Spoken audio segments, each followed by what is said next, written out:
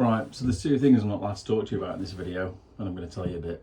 Might get in trouble, but that's what it's all about. Welcome back to the channel. You might have seen all this before. This is Project Map the Mesh, and also the EcoFlow power stream and power battery and solar panels that are currently living on this roof. As it stands at the moment, the EcoFlow battery is currently dumping 300 watts in the house because it's randomly decided the house needs it, and I checked and it does, and it's right. That's taken a bit of tuning to get that right, to be fair. It's quite clever.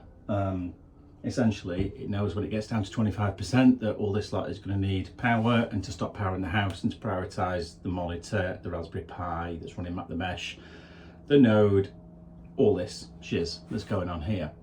It's pretty clever. It's taken some working out to get it programmed right, but it has been quite a bit of fun, and I've had a few times where I've completely killed the battery because I didn't understand thresholds and stuff like that. This device that's on top that's doing the magic is essentially taking the solar, putting it into here, a couple of cheap panels on the roof, and it's throwing it into the house, and then when the house doesn't need it, it charges the battery. It's like really easy, but the setting up took a bit of tweaking to try and understand where the priority was for your power and so on and so on. Now, if you're looking in the background, you can probably see something that, well, I'm not really supposed to be showing yet. Who's zooming in about now looking for it? So normally this used to be the Supernode, which was a Heltec, and being the UK rack dealer for Meshtastic devices, we thought we'd better have something rack. So we spoke to them and kind of said, you know, got anything cool we can try out? I'm not allowed to show you the insides of it yet. But right now there's an antenna outside that's, well, living in a tree, covered in camouflage tape that's hiding. And this is attached to it, which is this little box that's here. Now, I can't tell you much about what's going on inside there because I'm sworn to secrecy under a non-disclosure agreement. But let's say XM MTM, Map the Mesh, is currently transmitting, receiving and giving all these nodes you can see on the screen here, all that data, and it's all RF, okay? And it does what it says on the tin. I'm just waiting to let you see inside it. I have checked, it is displaying the fact it's a 4631 normal rack board, and that's what it's supposed to be doing, but it's a little bit more efficient, and it's doing some interesting things that I don't understand because Ken, the CEO from Rack, says if I tell you all, I'm getting fired. I'm not going to do it, Gavin, don't panic. Could just take the box off there, couldn't we? So that's what's running now. I'll bring you a bit closer and you have a look. A few people have asked me the question as well about what that is. That's showing cloud cover from Tracker. It's not a sponsored video or anything like that. It literally is showing exactly what's going on with the cloud cover so I can make an assessment of it. Today I've been trying to sort out the Wi-Fi and the LAN and everything in here, and it's a bit hit and miss, see previous, where it keeps going on and off. And yes, you're right, Alan, I should have run a LAN cable in here because it repeats and it picks up, but it's not a big issue because it's just come alive again. And because we're only reporting to the map, the internet's not really a big deal. Yes, all this stuff is talking to it as well, so I can monitor the power that's gone on out here and what's going on. But it is making progress, but from time to time, yes, the internet just cramps itself. But we don't need the internet for Meshtastic, do we? That's the whole idea. So I'm going to take you over there and show you the mystery node. Let's just pick you up off here. Now, they put it in a pretty box, which obviously is